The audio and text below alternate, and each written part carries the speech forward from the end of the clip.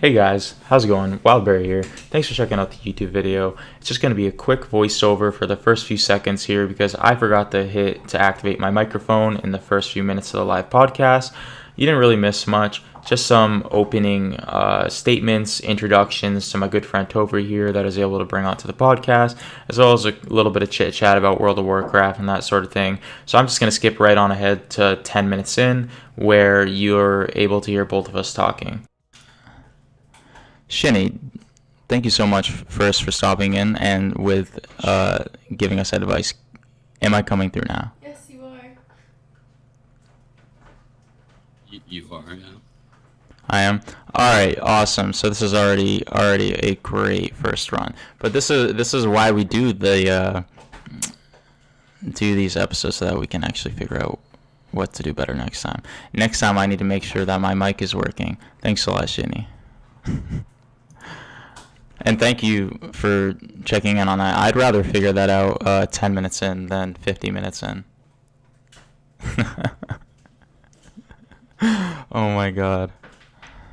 Yeah, that would have sucked if we got I don't know, an hour into this and realized that everybody could only hear my responses to your questions. So they're kind of like, what is going on?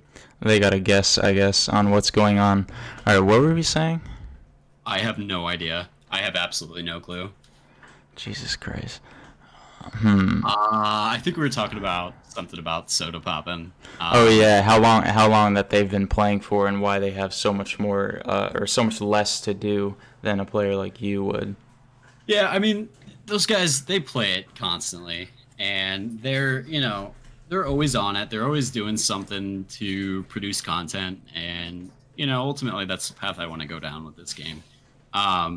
But I haven't spent that kind of time on it. I haven't done everything there is to do in this game. I haven't capped out on, PvP or whatever it is that they're capping out on. But I also think that World of Warcraft Classic was nice for a lot of people because it was very nostalgic, and anything nostalgic people love. Mm-hmm. Me personally, I never really got into Classic. I didn't play during that time frame. So I actually wasn't I don't know, I wasn't excited about it. I don't hate Classic, but I don't want to go back in time either. When did it transfer from Classic to I guess what is now like retail WoW? I mean, Classic. So, in the beginning, World of Warcraft was just World of Warcraft. It's referred to as Vanilla WoW because it was the original one. It was the first one to come out, and then it went to World of Warcraft: The Burning Crusade, and then World of Warcraft: Wrath of the Lich King, and so on and so forth. And so over the years, it's just kind of developed into its own. Each individual expansion is known for what it is, what it was, whether it was good, whether it was bad. And they released World of Warcraft Classic, which is its own title, versus calling it Vanilla WoW because it's not Vanilla WoW. It's a re-release version of the game. Mm-hmm. Okay. So you don't really relate with that and have the same nostalgia that some players would because you started after that point. Well, yeah. I mean, I personally think that if I would have played, I might have been more excited for it. But even people like Asmongold, he wasn't overwhelmingly excited about Classic WoW, even though he played the hell out of it. Mm-hmm. He played the content, he went through it. A lot of people who went through the content and actually got to experience the content for what it was when it was didn't want to go back in time. And even though I didn't experience the content, I didn't care enough to go back in time. Mm-hmm. Is that what you've been playing the past week? You said you've been playing it a lot. Have you been playing a lot of World of Warcraft only to prepare for this expansion? Yeah. That's literally all I've played this week. During my work days, I've been working from home for this past week because I actually had to get a COVID test because so Sunday last week I had a fever of 99.1, and then Monday I had a fever of 99.5, and my work's like, yeah, we need you to get a COVID test before you come in. It was a negative, I hope. Yeah, no, it ended up being negative, but I ended up having to work at home all week because I couldn't get a COVID test until Wednesday, and then it took like 72 hours for the test to actually come in, um, which kind of sucked. But I didn't mind working from home at all. I like working from home, but it gave me the opportunity to sit and farm mobs all day while I was working because it was a pretty mindless task, and I could do that, so I did. How long does it take for the results to come back? Because I've heard some horror stories online about people having to wait up to a week just to hear that they don't even have it, which is like a week, a paycheck that you're missing. Because not everyone has the luxury, unfortunately, of being able to do their jobs from home. Right. Well, actually, funny that you mentioned that. Um, the CARES Act actually permitted people who are out of work. Um, most people are entitled to a 80-hour work or 80 hours worth of paid time off. If they are out of work because of COVID, they're out of work because they're getting tested for COVID, and so on and so forth. Obviously, you need to check your state regulations, but there is an actual the CARES Act allows for it specifically says companies have to give you this time, regardless if you use your PTO or not. And Mm-hmm. even if you haven't used your PTO, they can't use the PTO that you already have for what it is that, or for COVID. And I actually just found that out Thursday because this is like the third time that I've had to go get tested for COVID in like 3 months. So I've Yeah. used probably like 2 or 3 days each time of PTO, and it's just burned through it. Mm-hmm. Um, and it sucks. So I was like, okay, well, is there anything about it? So I started looking into the CARES Act, and I found that. Um, and I found all that, and I actually talked to one of my buddies who's really good with legal stuff.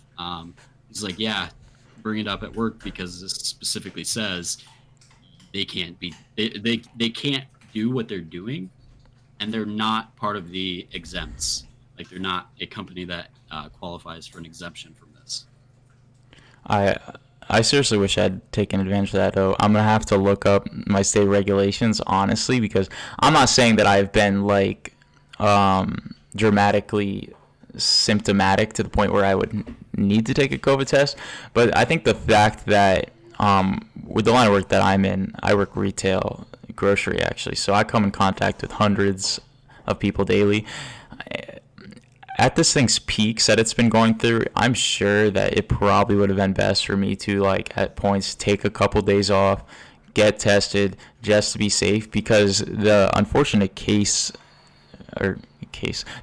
matter of fact is that so many people are asymptomatic, especially younger people like us, where it's like you could literally just have a slight fever or the tiniest bit of like fatigue or something like that and not even think anything of it. So it's like I might have to look into that because my girlfriend has been taking advantage of the what do they call it? The time off that you get. What is it? Haley, what is that called? Unemployment? Unemployment of unemployment that because she had to get a temporary layoff for her job due to COVID, but I've been an essential worker, so I haven't gotten a break through any of this. I haven't gotten more than 2 days off in a row for the past 6 months. So I definitely might have to look into that because I would love a little free vacation via the government and get paid for it because I have also, like you, burned through um, all the PTO time that I have because my company does not give out a lot of it. Right, and especially working in retail, you never really get a lot of paid time off unless you're high up in management. Um, and unfortunately, that's just the reality of it. But I don't know because Shinny actually said something. If you're an essential worker, you're exempt from that. I don't know. I don't remember seeing anything, but he could be right with that, which would mean that unfortunately, you would not be eligible for that. Which is it's kind of unfortunate that the people who are considered quote essential workers have to submit themselves to that environment every single day, whereas they are submitting themselves to that and they don't get the opportunity to be like, yo, I need to take this off but can't afford it, so they go in sick anyways. Yeah. especially somebody like you, where you guys might be wearing masks, but who knows whether that mask is doing its job or not. And, Hmm. you talk to a customer for a few minutes and they're elderly and they get sick, and then, they go home and get their spouse sick. And it's just a chain effect that could possibly happen. And No, it's all yeah. because you couldn't afford to take the day off.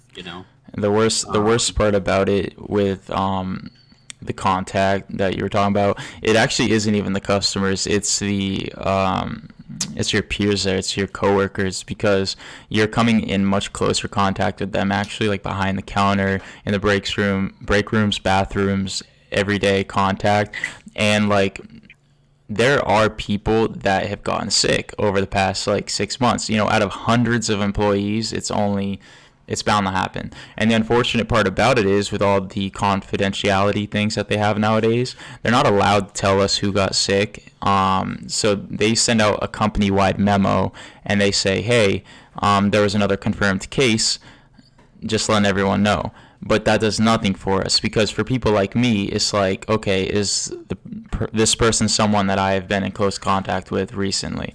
Is this something I need to be concerned about? I don't know, because out of the 200, 300 employees, like, there's some of them that I won't see for a month, 2 months, and I never will come in contact with.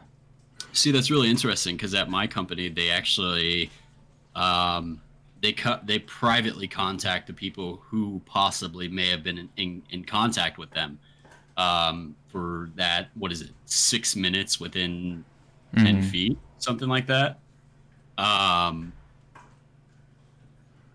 yeah, Yeah. yeah, they personally contact everybody. And I'm surprised that, I mean, maybe they just haven't had to personally contact you for any reason. Um, God bless. but yeah, like, still, that's frustrating. I mean, it's frustrating, but yeah, you have to you have to protect the privacy of people, Mm-hmm. regardless.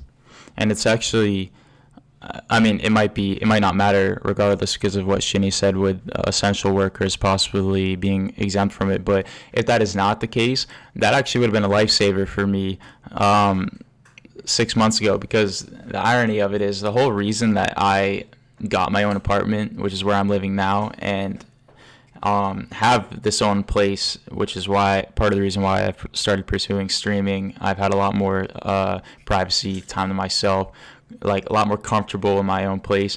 But part of that is that me and my girlfriend, we were living with her parents for close to a year, to save money, because we're both in college, so it was cheap. We weren't paying rent. It was really giving us the chance to like save up some money and prepare ourselves for after graduation. But then when COVID hit, they didn't like that I was working, and then they released the list of essential workers, and I was non-exempt or whatever, so I couldn't take off work unless I was sick. So I couldn't take off work without losing my job, and they were demanding that I quit, and I was like, I'm not quitting this job. Like, I don't have a degree. This job is the best paying job I'm going to be able to get without a degree. So they said, get out. And because she is in close contact with me regularly, and she's not going to like leave me high and dry, we were forced to actually, in the middle of a worldwide pandemic, find an apartment in a matter of a week and move out.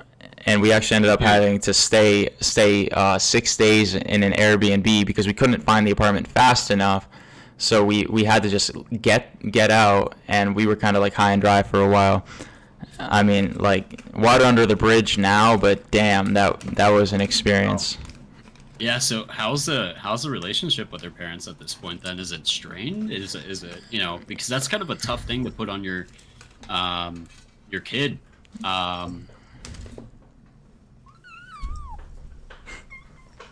It's sorry, butter just jumped on the desk. It's like I said, it's water under the bridge at this point. We're all good now. We see them every once in a while. We have regular conversations. It's kind of like a don't talk about it type deal. But for the first couple months, it definitely, things were rough. We weren't speaking to them much, and we were kind of relying on other family members that I have and that she has to kind of help us out. Because when you're 21 or 22 and 20, it's kind of a rough transition. You know what I mean? In school, neither of us working full time, having to scrape together every penny we have to be able to make rent. Also, because in the city, New Jersey, other than I think New York City and a couple places in Chicago, it's like the most expensive rent in the country, and Right. that's not easy.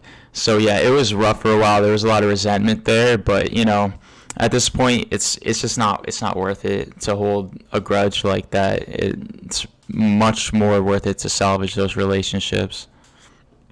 Yeah, yeah, no, I definitely see where you're coming from there.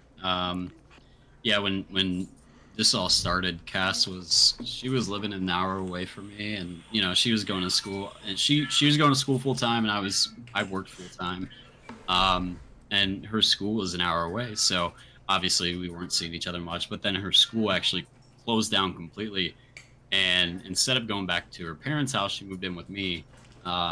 And at the time, I had a roommate, but everything was kind of cool because he was a hospitality worker, so he served food, and um, all of us were pretty much working from home at that point, so we weren't really going out in public too much and stuff like that.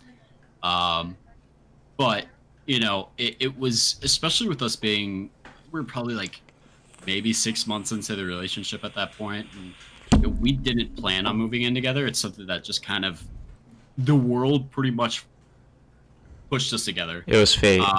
Yeah, I mean, and it's I'm happy with how it happened, but it was definitely like a big shock to go from living alone, doing your own thing every single day, to again living with somebody. Hmm. Because I had lived with girls in the past, but I hadn't lived with anybody for a couple of years at that point, and it was a weird transition because it happened so suddenly. It wasn't really something planned. Um, but now we actually just recently moved during the pandemic, which has been, I mean, it wasn't a hard thing because we actually had the place. We signed the lease last year in December. Um, and so like we had everything, we knew that we were going to be moving in together mid-August. Um, but it was just kind of hey, here we are. What was it? March. I don't really remember what month it was that all this started happening, but I think it was yeah, I earlier than mean, that. I think it was like February. yeah, I think the school started to close down in March.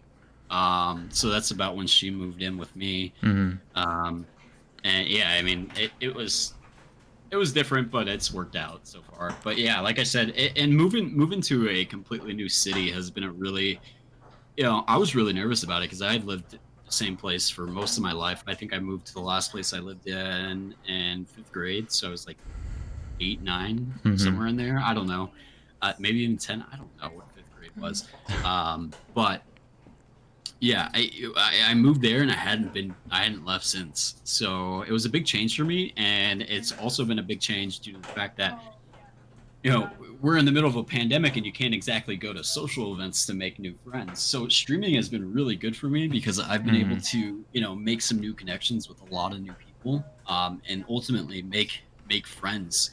Um, Especially in a time like this where I would have absolutely no one else. Um, Other than my significant other, my Hmm. family, her family. Um, but yeah, I Dude. mean, I living an hour away from work, you don't really get to hang out with your coworkers too much. Yeah. So like, it's just one of those things. Trust me, man. I totally understand what you're saying about it being an adjustment to move away from your hometown for the first time. Yeah, I feel like it is for anyone, but for people that have stayed there their entire lives, I think it's a little bit more of a shock. I lived in the same town until I was 21 years old, and then just literally overnight, minute I turned 21, packed my bags and left. And like I literally gave my parents my 2 weeks, and I was like, I'm leaving. And they were like, what's going on? And I was like, I'm going 300 miles away. See you later. I'm moving in with my girlfriend. And they were like not thinking I was serious. They're like, how are you gonna do this? How are you gonna make this work? Where are you gonna live? All that. I went from I mean, it's not rural, but I went from Maine, which is like no one knows where the fuck that is. It's it's literally one of those like obscure states, for lobster and like lots of trees. And I went Right. from that to literally one of the most metropolitan places in the world. That was a huge culture shock.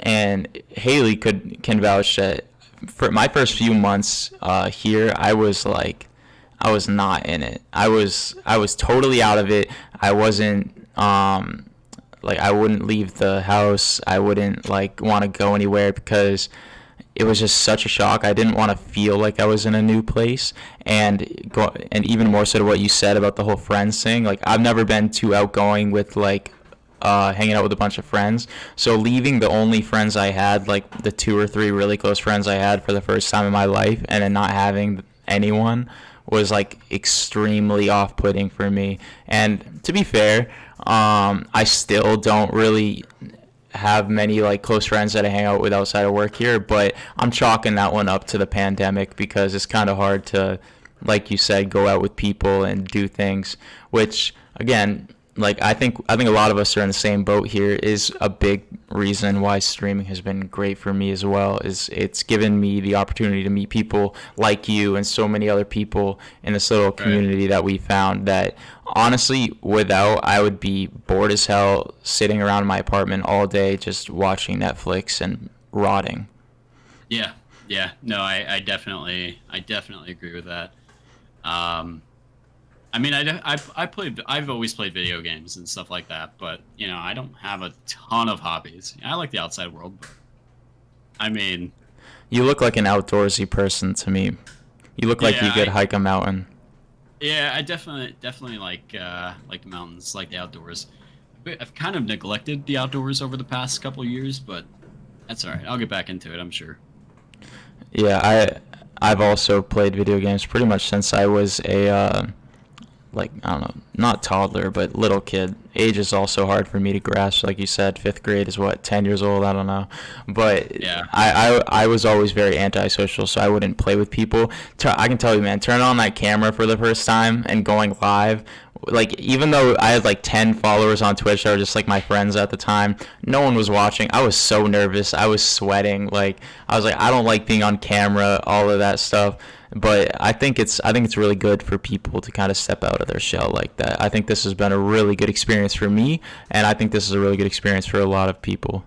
Yeah, I definitely agree. I've always been the type of person who's like, when I'm in a situation with a lot of new people and I don't know anybody else, I have a hard time being myself and kind of stepping out of my shell. But when I'm in a situation where I'm with a friend or two, and for example, like when I met Cass's parents, like I already knew her parents, but when I met the rest of her family, I already knew her parents and I knew her, so meeting the rest of her family was really easy for me.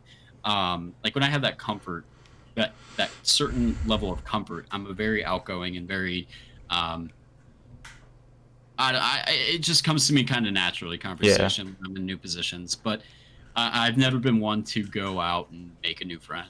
And on here, it's something you have to do if you want to meet new people and make new connections. So reaching, starting, ultimately, I am constantly reaching out to new people. Like, hey, this is who I am. This is what I do. Do you want to be my friend? Pretty much is how the conversation goes. And you know, that's something that has kind of drained me a little bit, and I Hmm. didn't recognize it up until recently. Yeah. Did you and Cass know each other long before you guys started dating? Was it like how am I trying to say this? Did you have to introduce yourself as a friend, or did it jump straight to the get go? Because I know for me, like you said, I also, unless I have kind of like the crutch of someone I know to lean on, I also struggle with like introducing myself as a friend. And with me and Haley, we jumped straight into the relationship because it was like I don't know how to make friends that well, so it kind of was like right off the bat, like we met and it was instantly a thing. Right, right. No, yeah, I mean,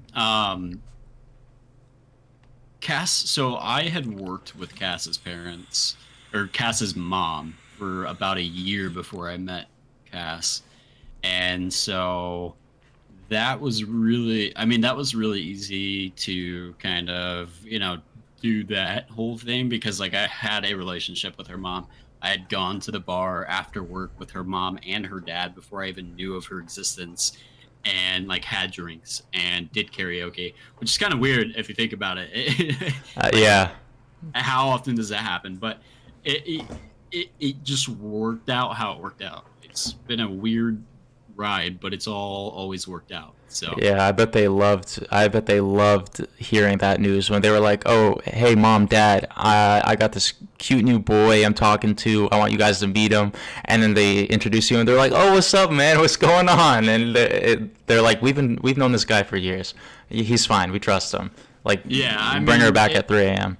I think her dad was a little bit more concerned with it based on the fact that she was, yeah, the age thing, and we're like, I was 23 and she was 18 when we started, talking. Mm. So about 5 years. And her dad was mostly concerned with that, but her mom, she knew me, she trusted me, and so that made the transition into a relationship a little bit easier.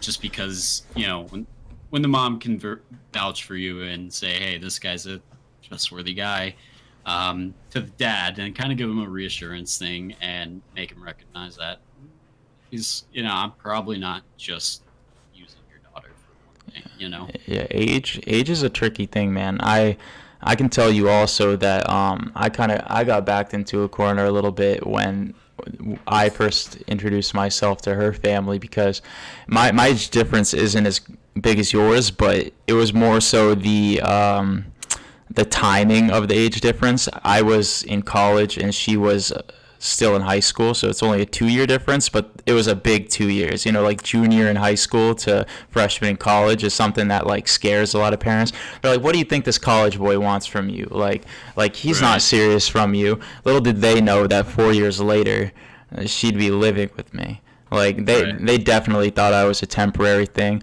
They actually didn't Yeah. even believe my age. They thought I was like 25, which I don't. I was a baby face like little thing. I don't know how they believe that. I can barely grow any facial hair, but yeah, they thought my ID was fake. They thought like I was playing her for just to get in, for a quick thing. But dude, that is, I don't know how you did it. 5 years. That I feel like I would have been thrown to the curb. Well, I think it obviously. I think if it was another guy who came along and he was like, 5 years older, and her parents knew nothing about him, and there was no, relationship beforehand.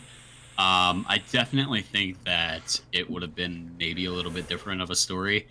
Um, Hmm. but it's one of those things, man. If you think about it, how often do you hear later on in life people who are married and they're 5 and even 10 years apart? Because as you get older, it just becomes less and less of a big deal. People don't bat an eye at it. People don't question it. But because we're young and there's less life experience, they usually think it's the guy who is taking advantage of the younger, um, naive girl. Yeah. Um, and it does happen. I'm not saying that it doesn't, because it's definitely something that does happen. Um, but when you have a relationship with the parents, like I did beforehand, with no intention of, I didn't even know the daughter existed at the point that I had the relationship with the parents. Um, but there was no intention of ever like even meeting the daughter. So they got the real me from the jump. Working with somebody, you see the real them after a year, Hmm. especially. Um, so that kind of just made things easier for everybody involved. Are you still working with them, or has anyone moved on to something different? No, so actually, when I moved, well, actually, I guess before, so I worked two jobs pre-COVID, um, and I was going to school full time. And one of my jobs was a serving job, and the other one was an IT job. And the serving job is actually where I met her mom at, and I had been doing that for like a year and a half, or about a year before I started school again. Um, and that was kind of, once COVID hit, basically I didn't have a job there anymore. So by time COVID was at a point where restaurants were starting to open up, basically I was at a point where I was ready to move on because I didn't I got a new job, I got a raise, I didn't need to work two jobs because my one job gave me, a better lifestyle than the two jobs ever did. So, um I was able to move on from that, and then I was moving away a month later. So it was kind of just one of those things where it just worked itself out. I wish I would have Hmm. been able to say goodbye to the people at the company, but I'm okay with how it, left off because ultimately it doesn't really matter. Yeah, long term probably not. Did you advance into your field? Because you said you were in school. I assume you're graduated by now. Yeah, yeah. So I graduated back for May this year, somewhere June. I don't know. So it's still I have no fresh. idea. Cra- Yeah. So Congrats, man. yeah. Thanks, dude. When I started college 2 years ago, I went through my first year all the way without. I just worked like a serving job or something like that. And then my second year started, and one of my buddies reached out to me, and he actually was like, "Hey, man, my company is looking for somebody. Would you be interested in coming on and helping out?" I was like, "What is it?" He's like, "Well, it's an IT position, but it's just like printer tech." So I did a lot of print stuff, like, but it's IT nonetheless. So it was experience. And then a month and a half after the first semester of the second year, so like midway through February of this year, actually, I got hired on to a different IT company, which was Help Desk Tier 1. And I worked there for about 2.5 months. And then the friend who got me hired at the first job actually got me hired at another job while I was working at this new job 2.5 months in, That's a two and a connect. half months in. Yeah. So he gets me hired. And first, it's like a $7 pay raise for where I'm at, from where I'm at. It's Help Desk Tier 1. So it's the same thing I'm doing plus $7 an hour. Um, Full time, better benefits, just better everything. And I did really well. I excelled at that position. And then I graduated while I was working there. And like a month and a half ago, no, about 2 months ago, a position opened up for network. Basically, it's a network engineering position. Um, and I was like, you know what? Screw it. Yeah, I'll go for it. I don't. Okay. It's a very small company, so there wasn't a lot of people going for it. It ended up being the guy who got me hired at both of the places, and myself going for the position. And I actually got the position over him because I was more focused on networking and Hmm. stuff like that. So I ended up getting this network engineer position, and it's been really good to me, man. But it's been a lot. It's been a lot of learning because even though you go to school for however long, and then you realize once you get into the field that, oh shit, I don't really remember all of what I learned. So it's Yeah. kind of learning it all again. You have the basics down, but there's a learning curve that you have to Oh get through. yeah.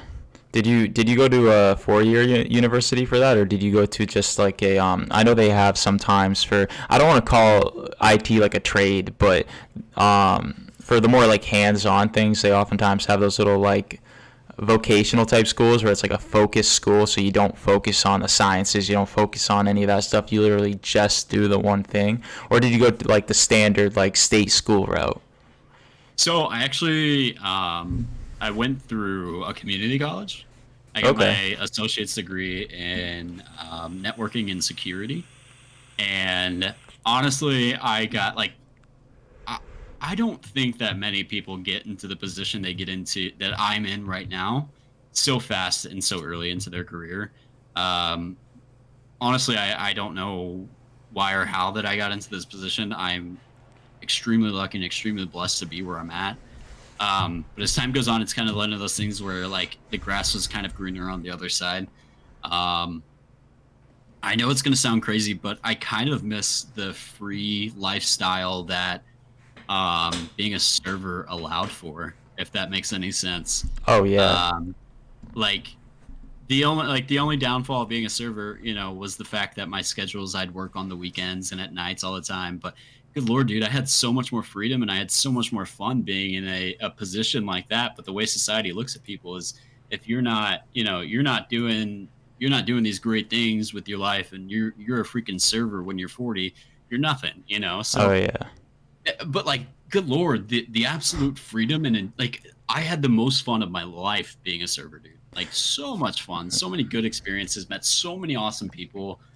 There's always somebody doing something, like, but you just kind of gotta move on, I guess. Oh Unfortunately, yeah, definitely. Working with food or working in like a I don't want to call it like entry level, but like restaurant, retail, any of those types of things. Those are the jobs where the funny shit happens. Those are the jobs where you yes, really yes, get your experiences, and it's not just like cubicle sitting down, like bored out of your mind type shit. Like you're actually meeting people, having fun. Like half the time, not even doing your real job.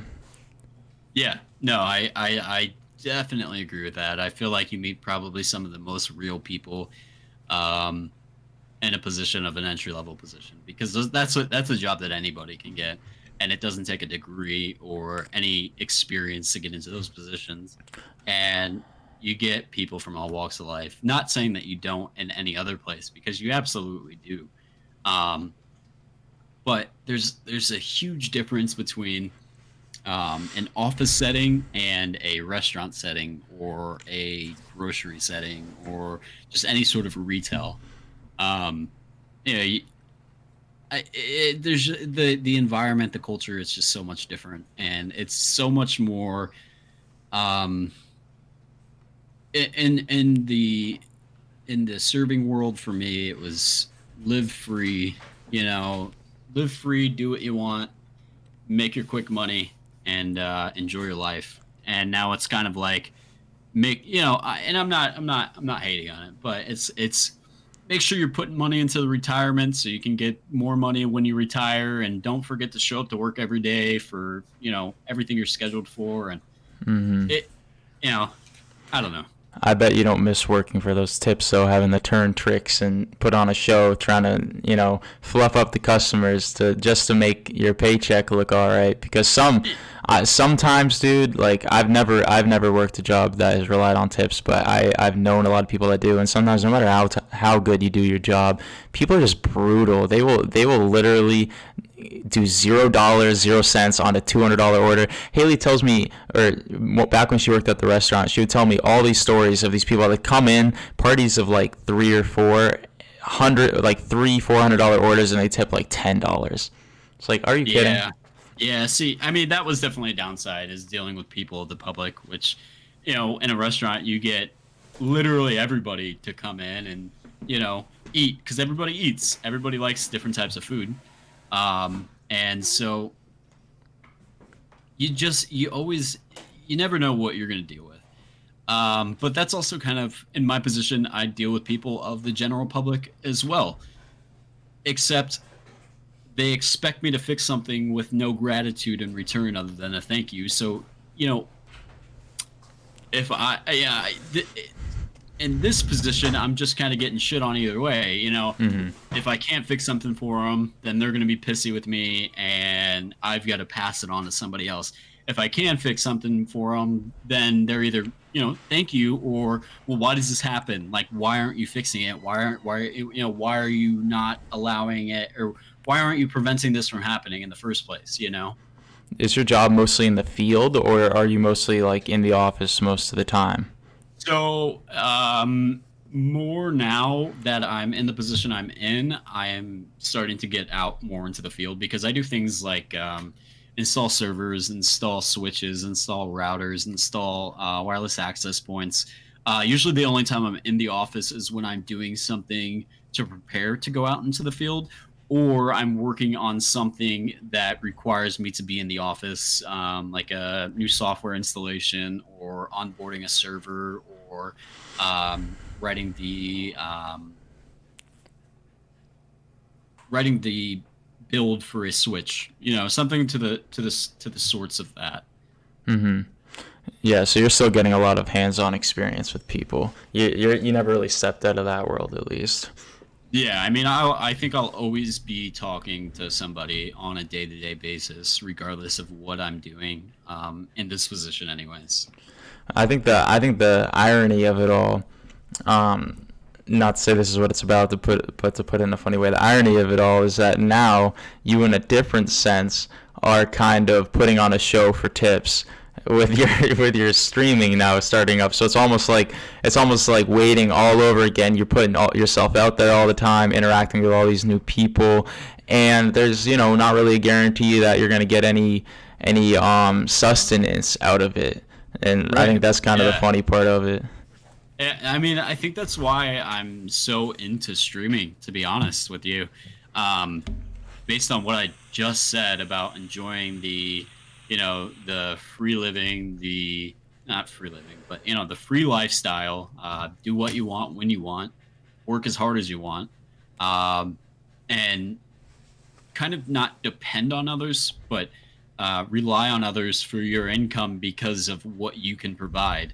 And I know there's a lot more that I have to improve on to be able to get to the point of being able to sustainably live Mm. from streaming. But like, dude, I don't know. You're new to this. I've been streaming since August. I mean, we're barely touching 4 months at this point.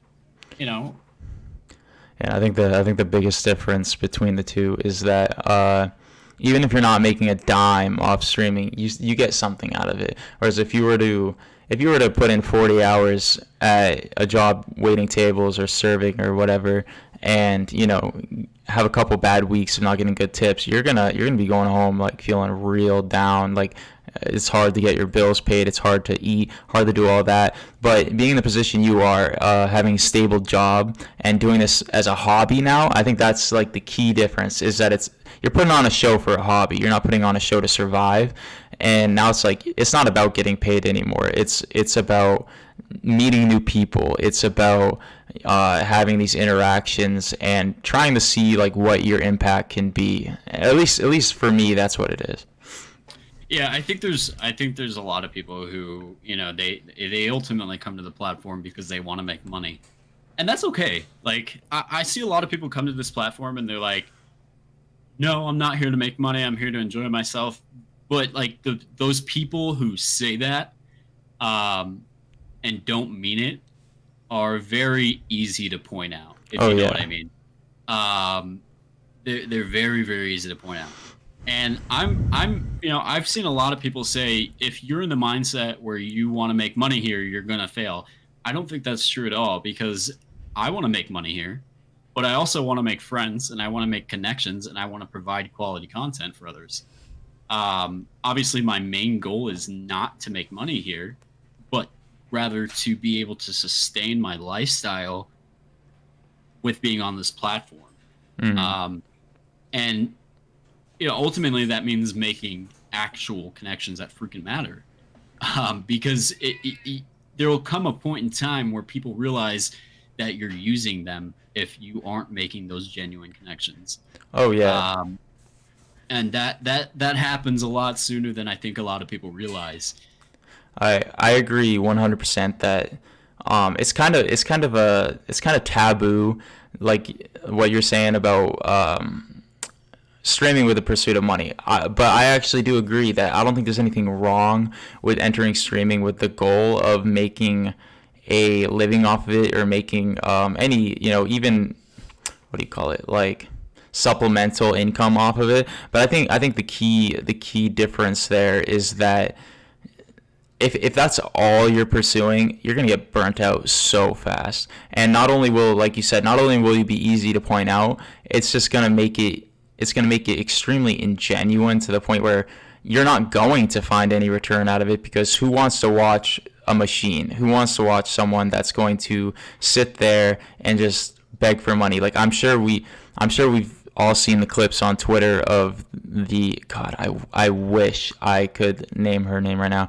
There's this. I'm kind of glad I can't, because I don't want to throw anyone under the bus. But there's a streamer that's kind of popular, and she like recently, like 6 months ago, had a clip that blew up because she was like ranting at her chat, being like, "You don't have $5. You don't have $5." Oh yeah, Like, yeah, yeah. eh. I She was saw like, that. "I'm giving you entertainment. I'm like, Netflix costs more than me. Hulu costs more than me. All these things." It's like that is so off-putting, and I feel like Yeah. that's the type of thing that's really going to like really shorten your time in this space. Yeah, I mean, ultimately, like people subscribe to you for two reasons: because they like your content, or they enjoy who you are as a person and what it is you're trying to do. Hmm. So you need to either be a good person. You can be a bad person on this platform and make money as well. You just have to find the audience. And I'm not throwing shade at anybody.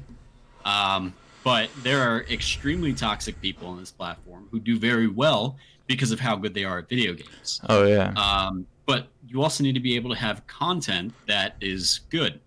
And I think that's like a big thing for a lot of people. I know for me, understanding what it is that what my content is has been a really big big struggle for me. Um, it's like I honestly I've kind of found a path that I want to go down, but it's hard to say, is this my actual niche? Is this my actual area of content production that I want to go further in? Yeah, Um, definitely. I I do, if I'm remembering correctly, figuring out your niche, figuring out like your purpose and like why you're really doing this. That was part of the reason that you kind of took a step back. If I'm correct, that was part of it at least. Do you want to speak at all on like you taking a step back from Twitter, taking a step back from streaming, and like I guess not only what you've gotten out of it, but like the impact it's had on you. Because I think a lot of people underestimate the value of doing that, and because it's one of those things that you never really know what you're going to gain from it until you actually do it. Because people get kind of wrapped up and overwhelmed in just grinding something out consistently every day, and you kind of lose sight of why you're doing it and like what you're getting from it. yeah, I mean, so when I came to this platform originally, yeah, it was to kind of be able to give back to my um,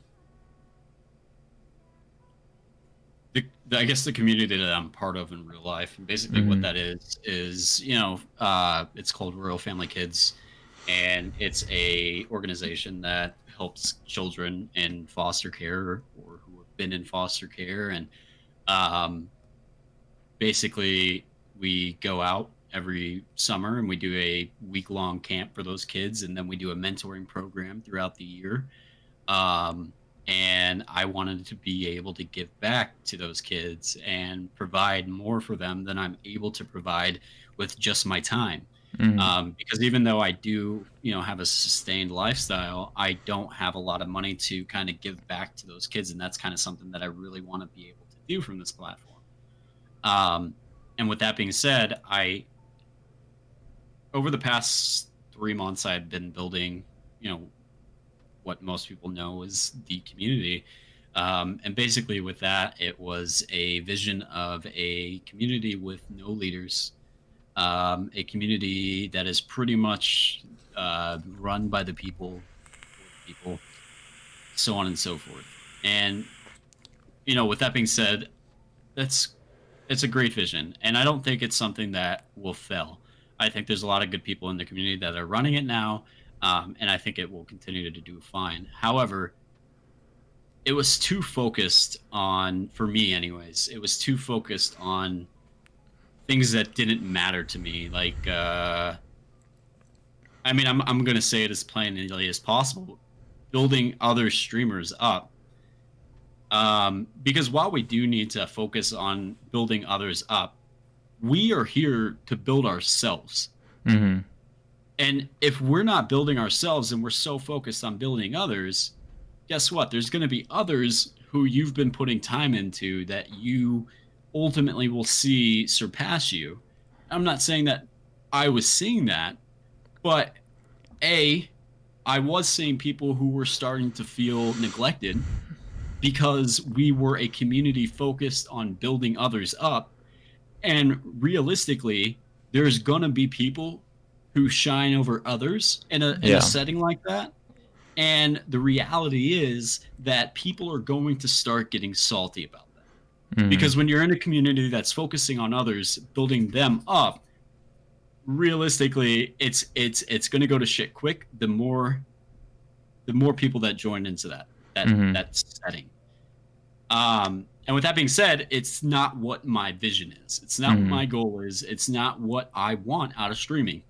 Because while I do want to help others, I don't want to lose sight of what I'm doing for myself. Yeah, of course. And I think that's something I think that's important for everybody to remember is that, this platform is about making relationships. It is about networking. It is about making new friends. But at the end of the day, it's about you. It's about you, yourself, and I. Like you can't give all of your time to everybody else because then at the end of the day, when you're building everyone else up, who's building you up? There's a lot of people that support you, but the attention and the relationships you're going on your cat the attention and energy you're putting into others, you start to forget about yourself when you're in a position like I was in. Hmm. um Yeah, I definitely see the validity in the fact. What resonated most from what you said just now was the comment about setting. So I do agree that I think the community has a good purpose and good intent, but I think the setting is one that favors certain people, certain types of people, and I think it's the age old conundrum of like, you have, oh god, have you ever seen that comic where it's like all the animals of the jungle lined up, and the test taker or the teacher's like, all right, now your test is going to be to see who can climb that tree the fastest, and like the monkey's really excited, the squirrel's really excited, and everyone else is like, oh, that's not fair, because just because some people don't thrive in certain settings doesn't mean they don't deserve to have like pursue their dreams and succeed. And I think that in a community where that's centered around building people up and really putting a lot of energy and time into others, there, like you said, there's definitely going to be people that stand out and people that really exuberant, um, not dramatic, but like people that really can put on a show and draw people in. They're the ones that are really going to thrive in that atmosphere, because they're the ones that are really going to be able to put themselves out there and be like, hey guys, come check me out, hey guys, come support, and they're going to be the ones winning. Whereas you definitely have some really good quality people there that are probably putting out some really good content, and really just aren't getting the attention that they deserve simply because they're not putting enough time into themselves. They're putting all that yeah time into others. like I said, I don't think that the community is a bad vision at all, and I think that it will do well. There's a lot of great people in the community, and there's a lot of great people who lead the community. But with that being said, it just wasn't my vision. It wasn't what I wanted initially, and I didn't want to be a part of that. Yeah. Not because I didn't like anybody. I don't like the community. I don't like, you know, the things that are going on. Like, I just didn't want to be a part of it. Hmm. Um, and I thought it was best for me to step away and focus on what I want out of streaming. Um, and that's what I'm doing. That's exactly what I'm doing over the past, week and a half. I've taken a lot of time to myself. I've taken a lot of time to reflect. Being able to actually just play a video game and not worry about freaking making content or going live or sending out a tweet or Finding your Elsa messaging. costume.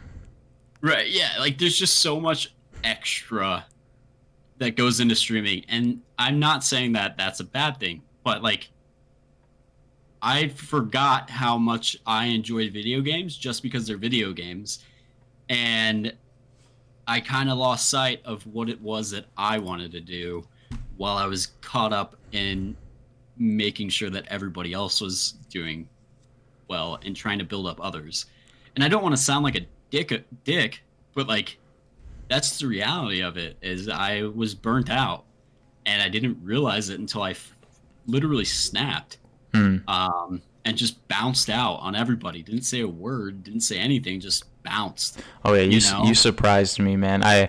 We were talking in the DMs one day about World of Warcraft, and I went to bed, and the next day I woke up and I was sitting on the toilet doing my morning routine, and I like responded to your DM like being like, "Oh yeah, man, I'm excited for Shadowlands" or something like that, and it just said like message not sent, and I was like, "Did he block me?" I was like, "Did I say something wrong?"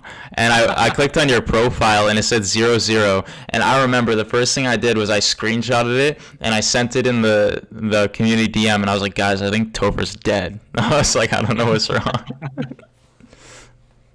Yeah, no, I like yeah, that was a moment where I was just like kind of snapped, man. Like I was just like I didn't know what to do. I was just like fuck, fuck, fuck. That's all I could think. Like I was in a mindset that took me probably 4 or 5 days to get out of.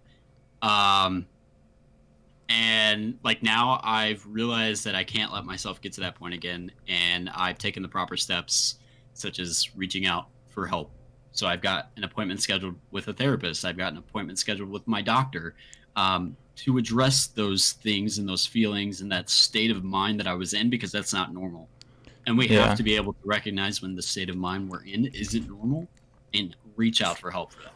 I think And I think that me being able to do something like that is something so many people struggle with, and I really wish I understood why I can recognize when those things are mhm. like there's something really wrong and help others recognize that. Yeah, I definitely think there's a big challenge and a stigma against reaching out, especially with people that are in the spotlight to any degree, even if it's not like being famous, just people that are on camera or personalities online, and just in general with anyone in public. It seems to be a stigma that like reaching out, seeking help, even if you don't want to look at it as seeking help and you just want to look at it as like having someone to talk to, seeing a therapist, seeing someone for guidance, there's such a stigma against that, like something's wrong with you, like you're defective, you know what I mean? Whereas really it's like I forget who said it, but I remember seeing it somewhere. It's like everyone should have a therapist because it's an unbiased like person to talk to and really just like work through things in your life so you don't get so trapped in your head. Yeah, yeah. I mean, I think probably a year and a half, 2 years ago, I actually finally decided to go see a therapist and kind of get what I had going on internally figured out. And like, good lord, dude, the amount of help that seeing a therapist actually provided to me was just like mind blowing.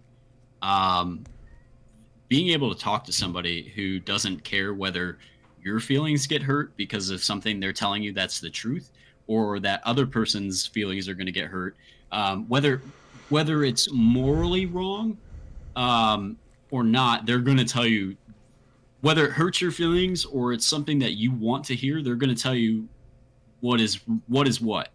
You know, they're not going to be that friend who's like, oh, your boyfriend's left you for the fifth time and he's abusive, but you love him, you should go back to him. No, they're going to be that friend who's like, you need to get out of that situation or I'm going to call the cops because that's something I have to report because I'm a Yeah. therapist. I'm licensed to, that's just an example. But like, there's somebody who they don't care at the end of the day if you went out and cheated on your significant other. Mhm. They're there to work through the issue with you and not pass judgment on what it is that you did. As long Yeah. as you're not doing things that are illegal or are going to hurt you or someone else, they can't tell anybody about what was discussed. So they can't even care enough to take it out of the room. But their professional opinion is what's going to really get you through those things. And I've seen a lot of things online, more recently than not, with mental health and stuff like that, where there's a lot more awareness, I would say, within just the online community. But there's also just still so much negativity and bad vibes surrounding mental health and going and getting help. And Mhm. like, there's so many people who just actually don't believe it's a thing, and they just go through life. it, Mental people who struggle with mental health, they're just they don't have a goodwill, etc., and so on. But the reality is mental health is a silent killer, and majority of people with it don't go get help, and they don't reach out to their friends or family, and then it becomes too late. So I completely agree. So do you think there's a issue within the streaming community, or I guess in general the content creation community, where mental health isn't focused on enough, isn't catered enough, and considered enough of a value? Um, So I I will say that a lot of people who I did not expect to reach out to me reached out to me to make sure that I was okay. And obviously, I didn't do what I did for attention or anything like that. But a lot of people did reach out to me, and a lot of people did check on me, and a lot of people made sure that I was okay. And the amount of people who gave me their personal phone number to call them in case I ever needed to just talk to somebody, that was amazing to me. But I also think that the people who do that are few and far apart. And I've yeah, just been fortunate enough to meet the amount of people who've reached out to me. I think I see a lot of people who say, yeah, mental health is important, and you need to take breaks when breaks are due. But I also don't see those people doing anything more than that. yeah, And I think it's easy to put on a front and say, yeah, mental health matters and not do anything about it, similar to the Black Lives Matters movement and not do anything about it. I think that's comparable in not the sense that the two are the same, but the sense that, it's easy to say that I support this and not support it further than supporting it. hmm Because anybody can get behind a keyboard and say certain things. Anybody can, support something online, but what are you doing offline to support it? What are you doing for your friends to support that? What are you doing? What actions are you taking to support this movement yeah. rather than just saying, "Yeah, I support this"? Yeah, I definitely think it's a bigger issue than it gets credit for, mental health specifically, because it's definitely become. I agree that there's been a lot more conversation about it recently online, but I think that it's become almost a narrative of like a standard of just showing face, like showing like Yeah, looking good in the right light. And the sad part about that is that people aren't taking it to heart. People aren't really taking the steps that they need to. And I don't know how in tune you are with like the content creation community outside of just streaming, but like in the past like year or two there have been numerous YouTubers and streamers that have taken their own life.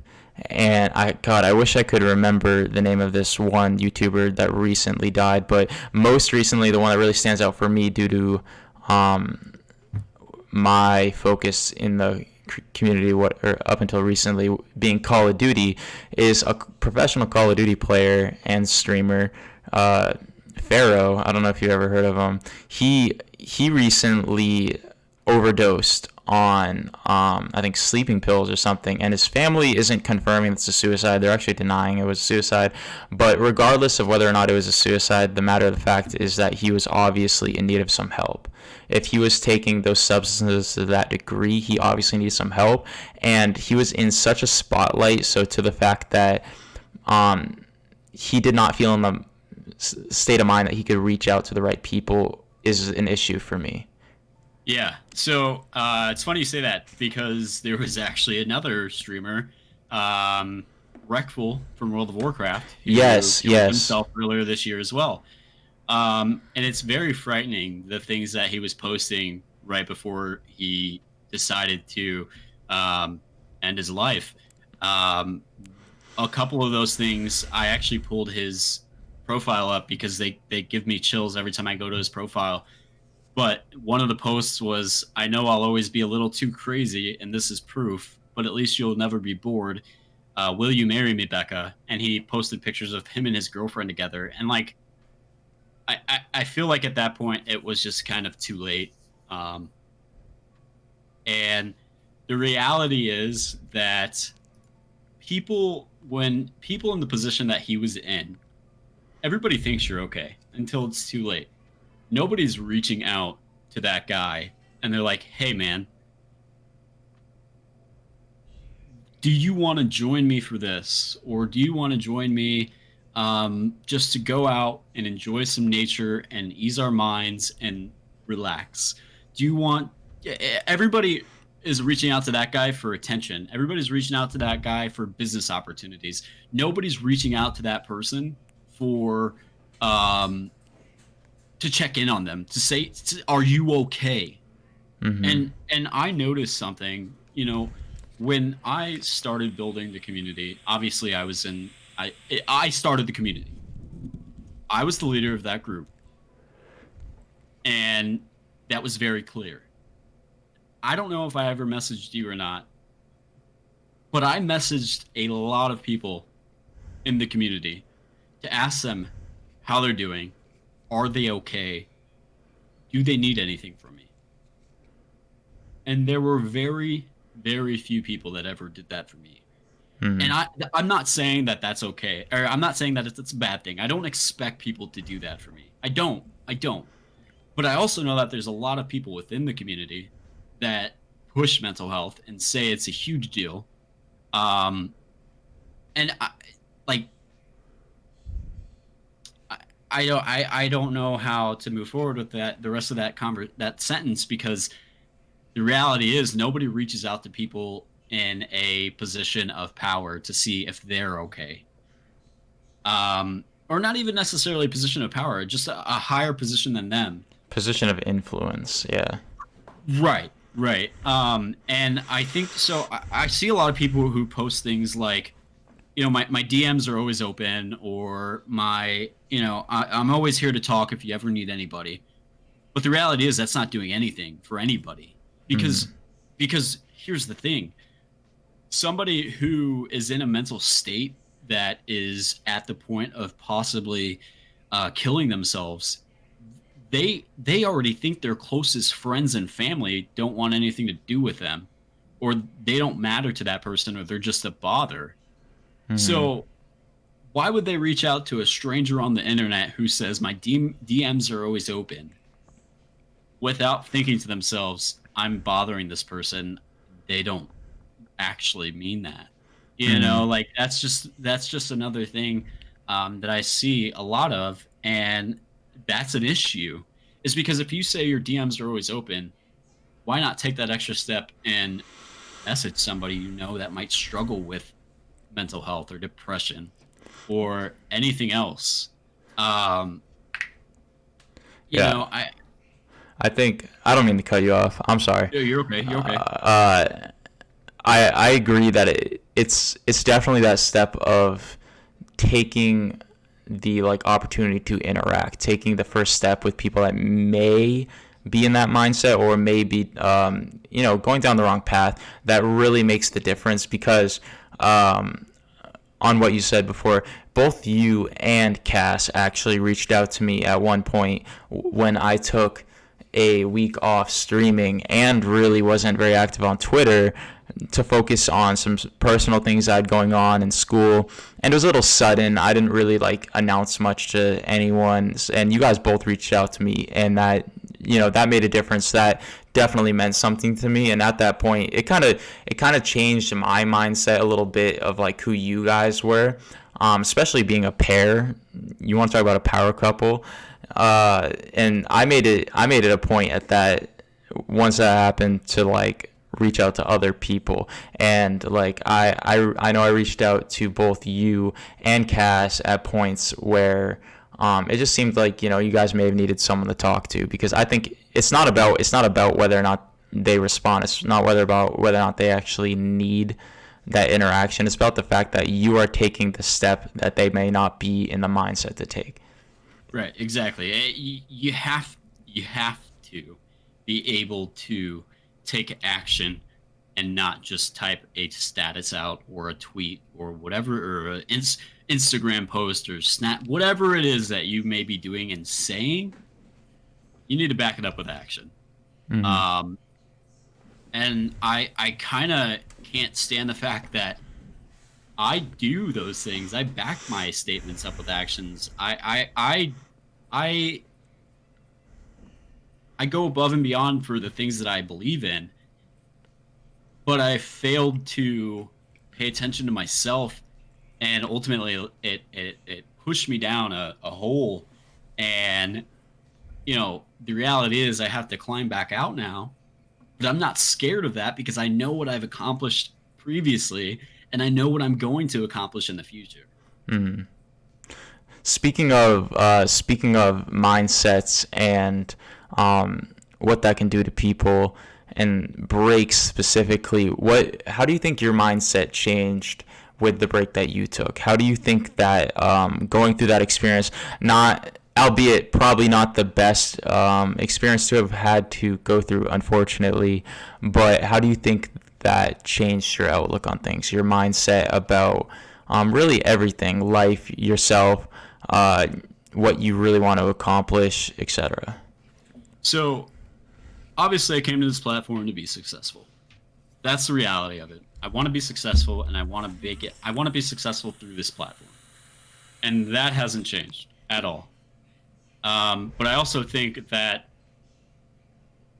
I was a little spoiled when I started streaming.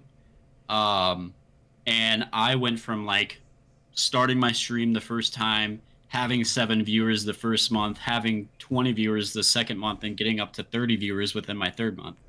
Whereas there's certain people who never get to 10 viewers after a year of streaming. And I really didn't understand that. I really didn't realize that.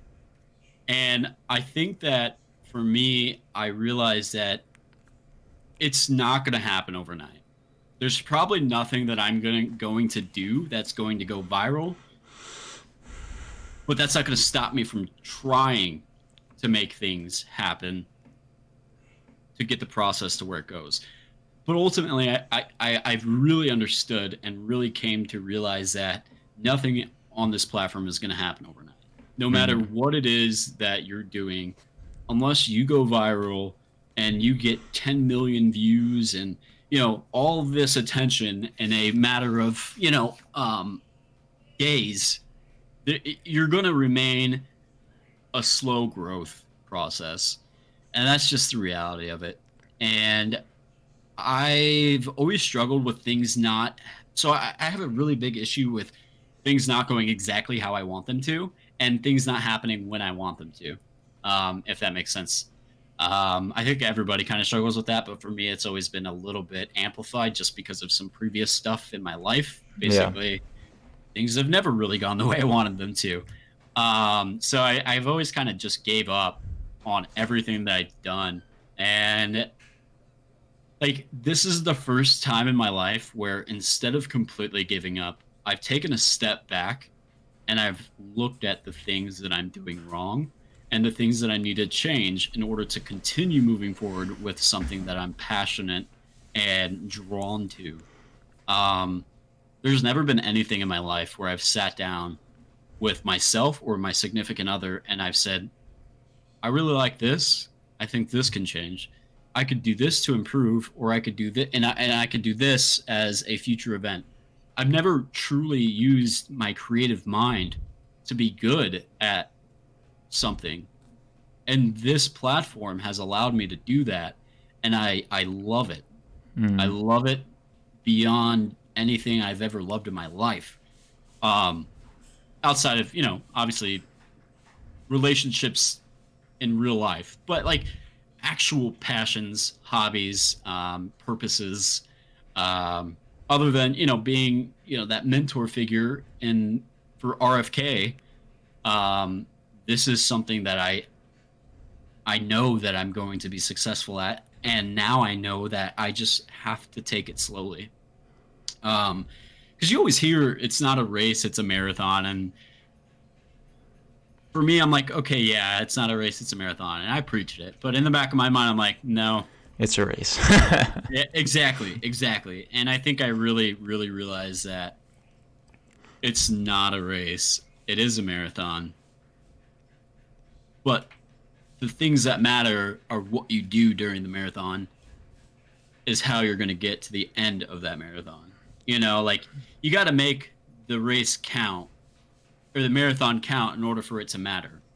Because you could still come in last place at the end of the marathon, um, unless you give it your all during. Yeah, I mean, I think it's really what you get out of it, and like in pursuit of that passion and in pursuit of that growth, specifically for you, because I know that for me, I haven't had quite that level of dramatic success yet in such a race style where I've actually had to be in a mindset of like, oh wow, like maybe I really need to slow down, maybe I really need to like get a perspective. But for you, like you know, obviously well deserved. Your streams are great, the content you put out is great, you definitely deserve the growth that you've gotten. But in the position that you are in, what would you say is your plan, your vision to continue, you know, this projection of growth that you're on, so that you can actually, continue to accomplish your goals and, not feel like you're plateauing, not feeling like you're falling short and getting down on yourself. So yeah, I mean, obviously, I've never really been one to kind of follow. I've always wanted to be a leader, and I'm now on a platform where I can lead myself in the direction I want and lead others in the direction that I'm going. Um, and with that being said, I have to work on leadership skills. I have to work on decision making skills, and I have to get my mental health in check in order for me to continue pursuing my dreams. Um, and those are things that I've recognized, and I've also started moving forward with that. I started a new Discord up. It's called Roseate. Basically, what that means, Roseate means optimism or idealism. Basically, two big things that they kind of clash in life itself. Um, but the two big things that I kind of really, I really, really value, I Mm-hmm. guess. Um, and with that being said, basically, I want it to be a gaming community.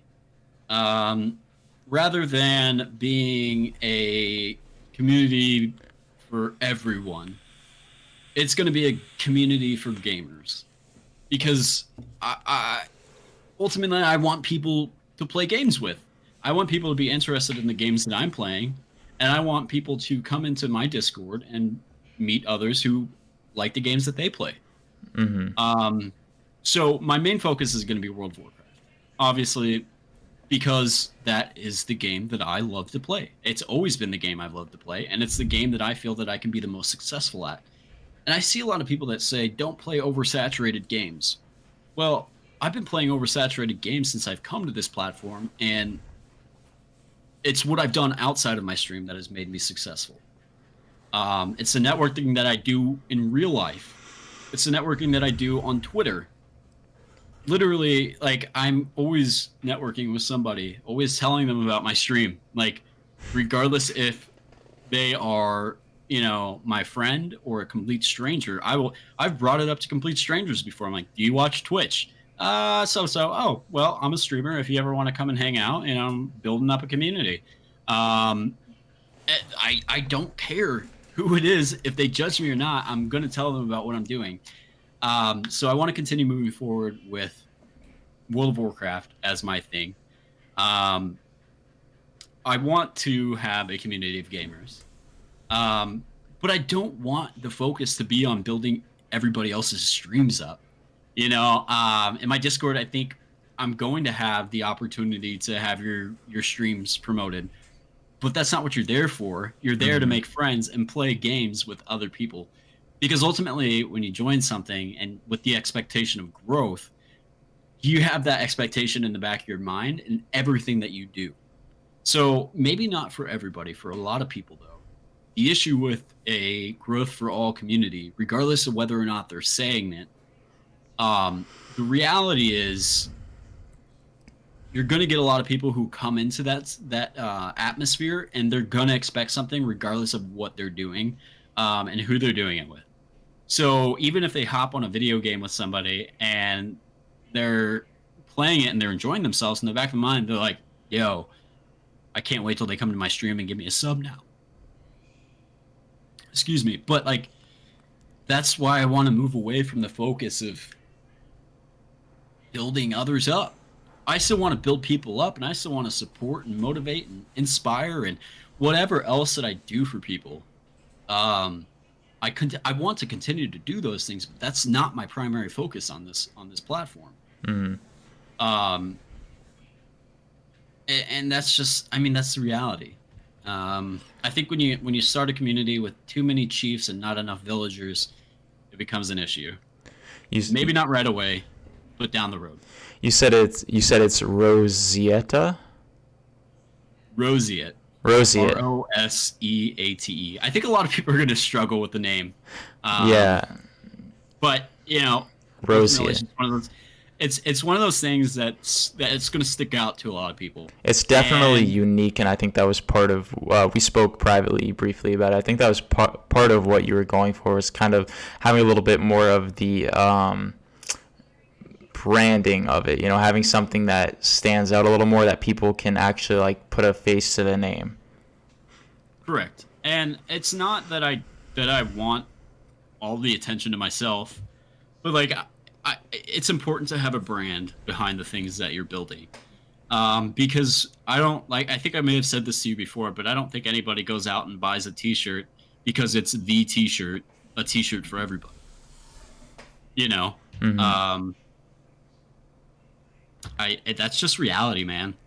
Nobody goes out and buys an unbranded car. Yeah. Some people do. I'm I sure. mean, yeah, it probably going straight to a chop shop though. Yeah.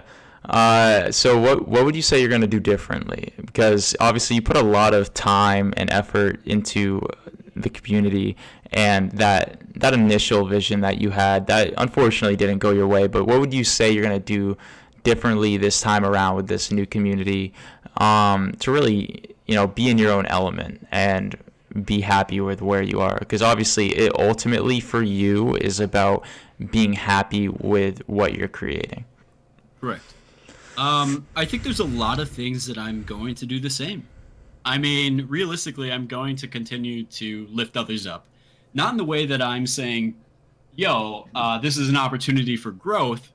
And I don't really think I ever promised anybody growth. But just kind of the culture that surrounded the community indicated some sort of growth came from being a part of it. Um, with that being said, I want to move away from the building others up as far as their stream goes. I want to be able to help people, give them direction, but I don't want people to expect me to be at their streams because I'm helping them. You know what I mean? I don't want anybody to expect anything from anybody in this community. And I also want to kind of give myself time to develop genuine connections, because you could connect with people and you can get to know them. But the reality is, people can fake their personalities for up to a year and a half of knowing them. So truly, you don't know somebody until well over a year that you've been around them, that Hmm. you've communicated with. And I really want to give myself an opportunity to make um, friendships that friendships with people who I know their true intentions and their um, true meaning. Hmm. And I'm not saying that anybody that I put in a position um, wasn't untrustworthy or wasn't, somebody that I regret putting in a position. But, the reality is, 3 months ago, I didn't know any of those people. And 3 months later, I don't talk to any of those people except for maybe one or two who were in a leadership position, because I've abandoned them because I moved away from something that I put my time into building. Yeah. Hate me for saying it, but that's not a friend, anyways. Like that's a bad choice in leadership, in my opinion. Yeah. And I definitely agree that it's really about the connections that you make, and I do think that the ultimate goal should be to find people that you really resonate with and can spend time with, and just have a good time and play games with. And I definitely really personally look forward to spending time in this community you're going to build and really seeing how it pans out for me. And I look forward to not only learning World of Warcraft more, but seeing what else is out there, seeing what other people are interested in, because I struggle with finding new things to really put my effort into. So I'm definitely going to be spending a lot of time there whenever that officially launches. Do you want to give a launch date on stream? Yeah, I mean, honestly, dude, I'm not doing one thing that I'm not going to do. Like I previously did was, get something all hyped up, build the community before, a Discord's even made. This is going to be something that's just built over time. Mm-hmm. I'm in no rush for it to happen. I'm in no rush for,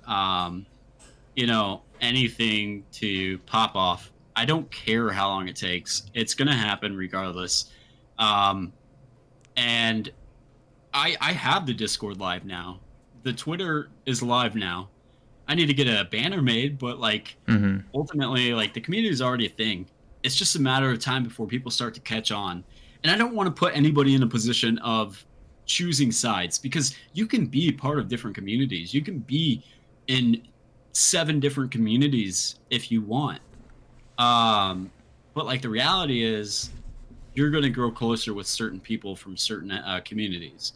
And I think the cool part about that is that the more people you know, the bigger your personal community gets, because everybody has their own personal community, regardless of what community they're a part of. And my hardest struggle right now is not putting people in a position of feeling like they're choosing between me and the community or anything else. I would hate for people to feel like they have to choose between me and that. Because realistically, we're all chasing the same goal. We all want to build our own platform. So let's do it. Build your own platform, learn from what works from others, implement it in your own platform, and just keep moving forward. I think the Discord, the Discord's going to be fucking just giant. It's going to be a giant fucking Discord. It's already I put probably 4 hours into it today, and it's nutty. It's nutty. It's barely getting started. I've barely gotten the World of Warcraft stuff done, and it's already got probably close to 30 channels. But the thing about it is those channels aren't visible to everybody. Those channels aren't going to be something everybody comes in and sees. Similar to the idea within the community, which obviously I built a good part of that Discord. Mm-hmm. But yeah, I mean, you come into this, you're not going to be overwhelmed, but you're going to have the opportunity to choose from 5 different sub communities within a community itself, Yeah. And then if you ever decide, hey, what is World of Warcraft, and you click this World of Warcraft button or this World of Warcraft role, you're gonna get a whole fucking Pandora's box opened up on your ass real quick, Yeah, dude. I really look forward to checking that out personally, and if it is live, then I'm probably gonna do that very, very, very soon, because that honestly sparks such a strong personal interest within me. Before we go, I want to ask you, for myself and for anyone else that thinks you're just as interesting, when can we expect the legendary vTopher to make his grand return to streaming? So I will actually be back tomorrow at 3 p.m. Central Time. I'm going to be doing a kind of some reviews and just talking about some of the upcoming dungeons and mechanics within the dungeon, and just really diving into some stuff for the first hour and a half of the stream. And then probably the last 30 minutes or so, I'm going to give away World of Warcraft Shadowlands. And then after I do the giveaway, we'll just chat for a little bit, kind of talk about things, talk about what I've been working on for the past week, and then we'll get into World of Warcraft and we're gonna grind it out. We're gonna fucking push to level 60 tomorrow night, and even if 3 people show up, I'm gonna have a fucking blast, and I'm gonna love every second of it. Um, because the reality is, like, 3 people can show up and I'll be happy. A number isn't gonna break me. Um, it's not gonna demotivate me. It's not gonna do anything. I'll be back tomorrow at 3 p.m. Central Time. Dude, I'm really glad to hear that, man. You will definitely see me there as long as, I do not go down in a plane crash in the next 24 hours. You will see me there, checking it out, seeing the new expansion, because I really need to see it from an expert's point of view. For anyone that may not know, I'm sure anyone that sees this is probably going to be an overlapping community of ours and know exactly who you are. But for anyone that may not know, on Twitch or YouTube, where can anyone reach you, Topher, or find you? So on Twitch, it's twitch.tv/vTopher, just like right here. And then if you want to find me on YouTube, it's YouTube.com/vTopher as well. And Twitter is vTopher with a 1. Awesome, dude. I seriously really appreciate you coming out tonight, man, and sitting around for this long. I didn't expect it to go to nearly 2 hours. I'm a little heartbroken that the first 10 minutes are a little busted. And honestly, for the YouTube video, I'm probably going to have to try to figure out some way to, like, do some funny commentary over it or something, just so it's not empty. Because it does have the intro and all of that stuff. But either way, seriously, really appreciate you coming out for the first episode. I know it was a little last minute getting it pulled together, but I couldn't have hoped for it to come out any other way, honestly. Yeah, man. I definitely had a good time. The conversation flowed very well. And it was just nice to kind of just talk, not have any expectations, and just have a good conversation, honestly. All right, man. Well, I just lowered my chair. I will definitely have to bring you back. I plan on doing this as a weekly thing. So I think 6 months from now or something like that, after we've had a chance to both pursue our visions a little more, pursue what we want to do a little more, I think we'll have to check back in and have you back on. Oh my God, my camera is not focusing now, of all times. But I really appreciate you coming through, man. I will hit you up soon, and I hope that anyone that is watching reaches out to you so that they can also check out your cool community.